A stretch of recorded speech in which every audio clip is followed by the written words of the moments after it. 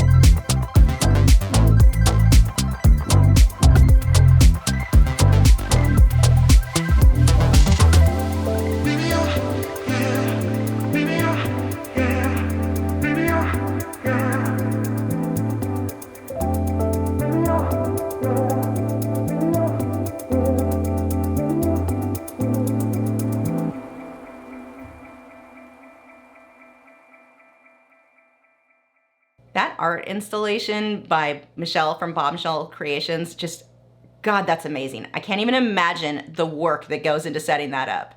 First, for fellow artists, when you're trying to figure out where to sell your work, if you want to do shows like this, you've got to figure out where your target audience is. It wouldn't make sense for me to be trying to sell pet portraits like dogs and cats at an aquarium festival. So in my case, I do a lot of marine work. This is the perfect venue for that type of work. So that's what I set my booth up, focusing around the marine aspect of it. But let's say you paint mainly horses. You need to find shows and look into I'm very tired. I'm exhausted after this weekend. Look into horse shows or rodeos and stuff like that, where you're getting in front of people who are interested in the very thing that you're painting. We sometimes will limit ourselves to just art shows, just other art, like all kinds of art, any kind of art show. It's not that that can't work, but you're better off if you can get your work in front of a very specific targeted audience. If I go to a case like this with Aquashella, everyone there, well, at least for the saltwater side, I don't have a lot of freshwater work, but all of the saltwater people there are going to at least be interested in looking at the work. So that's a big thing. Figure out where your target audience is. When I lived in Southern California, any art show with marine work could go pretty well because a lot of people in Southern California were interested in that. But here in Dallas, I really want to find the other reef keepers. Those are going to be my main goal. Other than that, I mean, I don't know, cows. It's Texas, is that like, I don't know, a little too stereotypical? I always think of farms, cows. I don't paint a lot of that. So going to a show that specifically had people going there that liked what the same stuff I do, that makes more sense. If I were to do, let's say here in Dallas, if I were to do a normal art show, just a big, tons of art, all kinds of art, I would get a bigger variety or bring in a bigger variety. I would not focus on the marine stuff like I would at a show like this. So you want to keep in mind, who is your target audience? Figure out where they hang out and get into those shows. If you like to paint or draw cars, get a booth at a car show. So a few things in my specific booth that I found that worked that I did a little bit different this time. First, I had my husband, he helped me set up and tear down, and he would come and help if I needed it. But for the most part, he went home and took care of the animals. My theory was I would be more approachable and be able to get a conversation going with people better if I was by myself. What happens when you see two people talking? You're less likely to go up to them. You don't really want to interrupt. Well, if I'm sitting there hanging out with my husband, we're going to be talking, or he's going to sit there scowling at everyone as they walk by because he'll be half asleep. But it worked out really well being by myself. I was able to talk to so many more people than I had in the past when I had a helper at the booth with me. It really, it was weird how big of a difference that made. Now, obviously in that sort of case, I also want to make friends with my neighbors so they can keep an eye on my booth if I need to take a quick break. So that worked out really well too.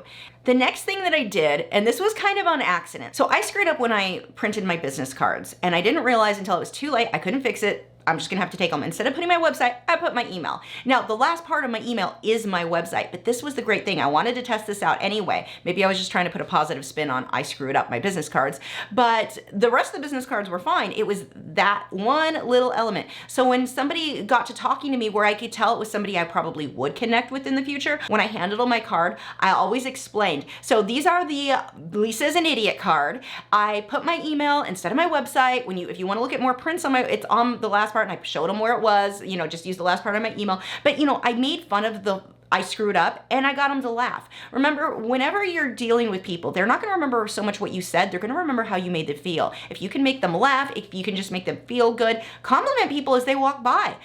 That their shirt is cute, that their hair is cute. I mean, you're gonna be people watching there all the time anyway. Pick out something nice about each person, and if you get an opportunity, compliment people. Especially if you can get a conversation going where you can ask them a question and get them to stop. Remember, getting somebody to stop at your booth, even if that person isn't interested in buying stuff, somebody else may be more likely to stop and look and see what that person's looking at, just because people follow the crowd. If there are several people looking, it must be good, it must be interesting. I want to see what they're looking at. So if you can get anybody to stop it, from the outside talking, not the same as your husband sitting there scowling or talking to a friend, but somebody, another customer, another attendee, I guess is the right word, at the event, get them to stop and talk, that can really help. But the card thing, I think, worked out to my benefit, and it was a minor mistake because my website's still the back half of my email address, but being able to get that conversation going, have a reason to share more words, anytime you can talk a little bit more with people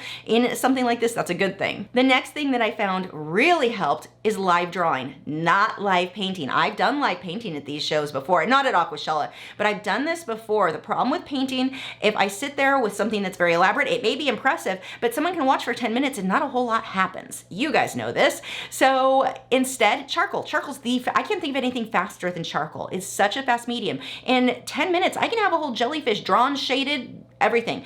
Not only was I getting sales, if somebody watched me draw those, every single time someone stopped to watch me draw, all of those sold, and then a couple that didn't, people weren't watching. But the ones where someone watched, that was an easy 30 or 40 bucks, depending on how much time and effort I put into them. So easy money, so that was good. And if you want to hear more about how I did that, I will have a card pop up for that video. but having something that would get people to, so we're going back to getting people to stop at your booth. Anything, if one person stops, another person's likely to stop, and then another. The more people stop, the more and more people, you get that snowball effect. So in this case, and I'm not saying it was 20 people, you know, you might have 3-4 people standing there. So in these times, we don't all want to be too close, but it really worked well in getting more attention to that booth, people watching those quick little sketches. So that made a big difference. But when I painted live, didn't do me any good. It was kind of a pain. I had to have all my supplies out. Charcoal's easy, a couple pencils, shading tool, done. You don't need a lot of supplies with you, so bonus there. Bonus that it's fast. Like, just all around, that is the way I would go moving forward. I will bring charcoal. I will not even bother with trying to paint. And I didn't know if that would work as well, because charcoal is black and white versus bright colors. Charcoal was fine. Next, for the setup.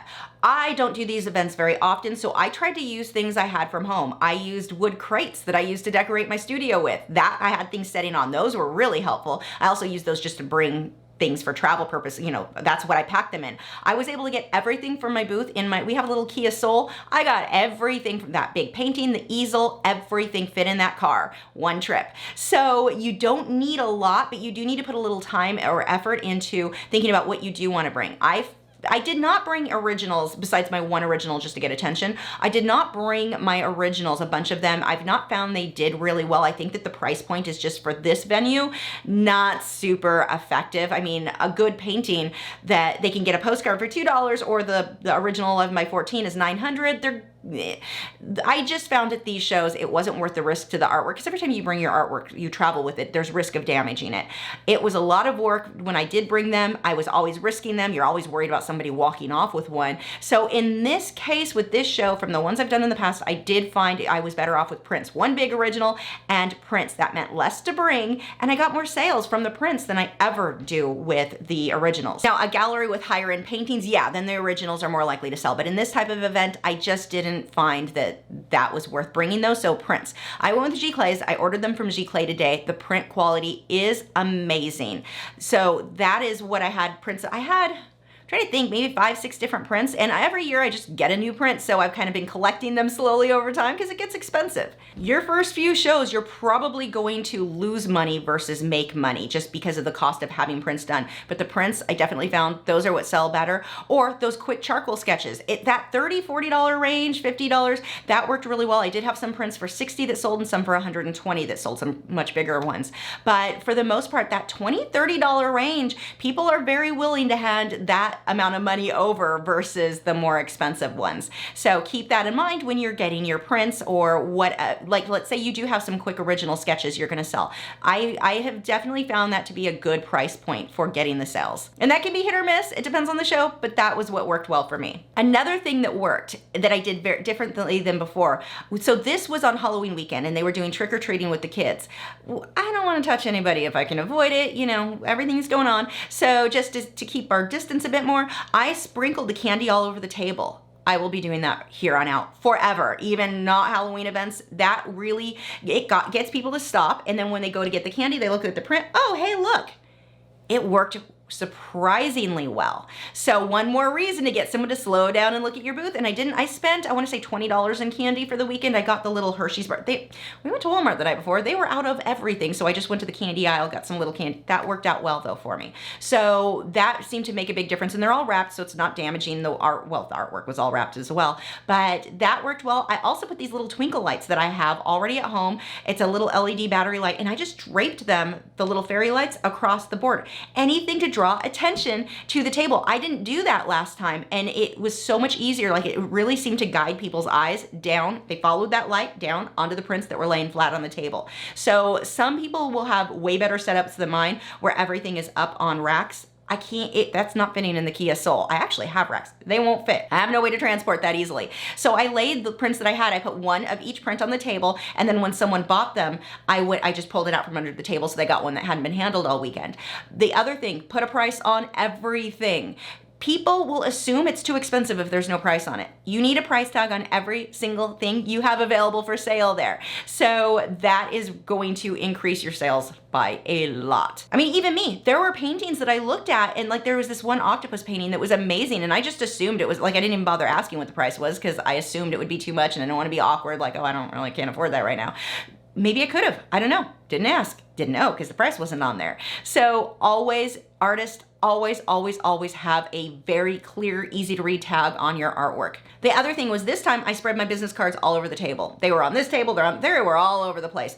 I definitely more were passed out in that than when I used to put them in the little cute little card, you know, take a card thing, spread them all over the, you know, and it actually just made my table look more full. So that worked too. The card table that I used to set up, these were all things I have around the house. So I wasn't having to put a bunch of extra money into that booth, but you still want to put the effort into making the booth look nice. The last Aquashella, I couldn't bring stuff. It was in Chicago that I had gone to, not this last year, the one before. And I couldn't bring a lot of stuff and my booth looked very plain. I was not getting attention at that booth. People were not stopping. This time, I didn't put a bunch of money into it. I just brought stuff that I had around the house that wasn't too big, like those fairy lights. I put a tablecloth down. That was just sheer fabric that I had a bolt of that was sitting around. I just cut a piece of that, used that on both tables, and it made it look so much nicer. Like I put so much more effort in. I just had it laying around the house. So what can you do to decorate your booth that can really make a difference in getting people to stop and look? Next, don't look at your neighbors, the fellow artists at art shows. And I see this at art shows. I've never seen this at Aquashella. Everyone at Aquashella, everyone's buddies with everyone. Like everyone's helping everyone. It's amazing. But I have been to art shows where our other artists got kind of snooty, like, oh, you're my competition.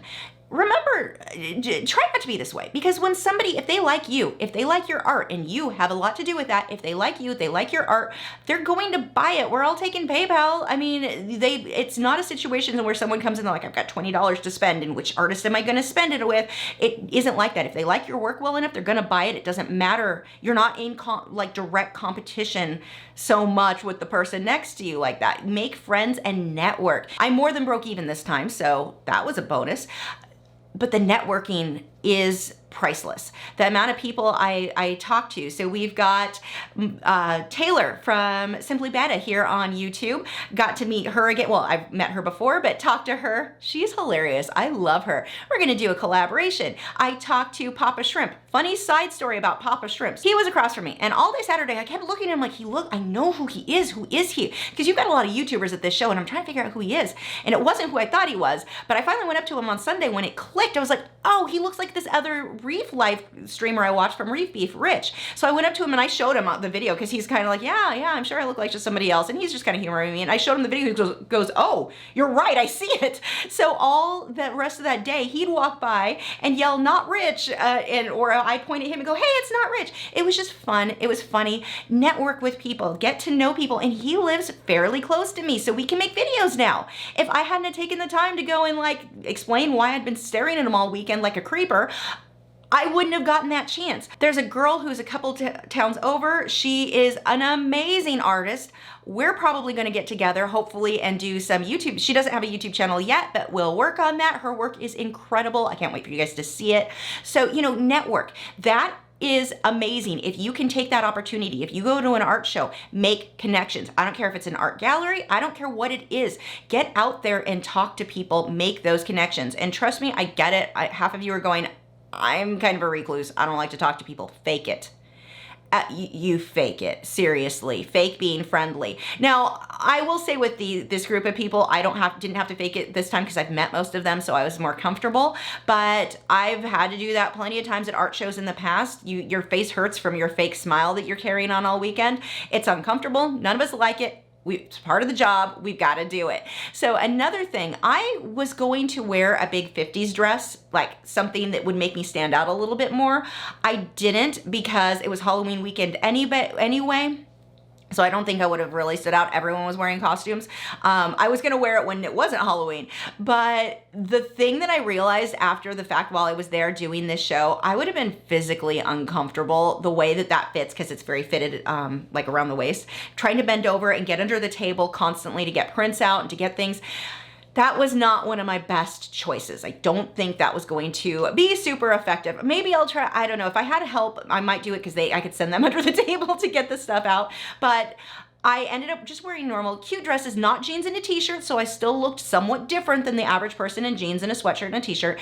But I also was very comfortable. It was very loose fitting, so I could easily get under the table. I had shorts under my dress, so I'm not flashing anybody, anything no one needs to see. So, you know, keep that in mind with what you wear, but I think it's also very important when you do these shows, what are you doing that makes yourself look somewhat unique? Try to make yourself stand out from the average person there wearing jeans and a t-shirt. Be comfortable, but also be interesting. I think that that can make a big difference, especially with artists. People expect us to be weird. They're looking for weirdness. So if you can wear something, so mine was kind of a more boho style, I guess, with the lace underskirt, so it made it longer, which was bonus, so I could actually get under the table without flashing people. Well, they were shorts, but still. So, you know, in tall boots, my feet are killing me from wearing boots all weekend. I'm never wearing shoes again. But if you can dress yourself up just enough to look a little bit different than the average person wearing jeans and jeans and a t-shirt. Be comfortable, but also be interesting or somewhat people are expecting us to be weird as artists. Play up the weird. Maybe it's just a hat. Maybe you're wearing a top hat or, God, I don't know, Mickey Mouse hat. Just make yourself look different, I think can help too. One other thing that I tried that I did not find to be effective, I got a whiteboard and first I put a question on there. I figure you're gonna have a lot of other reef keepers. If I can get, you know, the whole goal, get a conversation going, I would ask people what type of protein skimmer they thought I should get for my tank. I need to get one. This is a great opportunity, and I wanted to connect with people too in that I'm also a reef keeper. I'm one of you guys. I'm just like you. Let's chat. So, which was fun because I did get to chat with a lot of people. But that sign, the only people who answered it was a guy dressed up like Bob Ross. And dear God, I wish I had recorded it because I needed Bob Ross in my booth. But it was hilarious. So he gave me some tips, and another reef keeper who was one of the other vendors. It didn't work for customers, so that surprised me. So what I tried next was a riddle. And I had the riddle, but it was too long. I think a shorter riddle would have worked. A few people did stop to look at the riddle, but I think if you're gonna do something like that, maybe a bigger sign and a more simple, like not as many words, make sure if you do the riddle, what am I? Once I wrote what am I and circled it really big, that seemed to get a couple more people looking at it, but it wasn't super effective. So I'm really not sure that that was even necessary. It just didn't, it's something I would try a couple more times with a smaller, like less words in the riddle so it's easier for people to read, but it didn't really make much of a difference in getting people to stop. So that's an idea that I think I want to play around with a little bit more in future shows. I'm not ready to give up on it yet. I want to kind of skew it, see if I twist it around a little, do something a little bit different on that asking a question, how that can work. My sign might have been too small. I don't know, but I want to play with that, but it wasn't even a little bit effective here. I mean, I had a couple people stop and chat, but not even that. I wouldn't, by a couple, I mean literally three. There were 3 people. So that was not effective for me. I think dressing up over the top costume, you know, the 50s dress, I wouldn't say is over the top. It just wasn't going to be comfortable. And I definitely realized that I haven't done a show in a while. I forgot how much you're having to like get down under the table to get stuff. So that was not I don't think would have been any more effective than just wearing something that was a little bit different than your typical jeans and a t-shirt, jeans and a sweatshirt. So onto the clickbait title of I got 11 new animals. I came home with 11 new coral frags. Coral, if you're unaware, is an animal. It is not a plant. Everyone thinks they're plants. They're not plants. They're classified as an animal. So I got 11 new ones. I bought 4 tiny little frags, beautiful zoas from zoanthids.com. I'll put a link to his website in the description. Oh my gosh.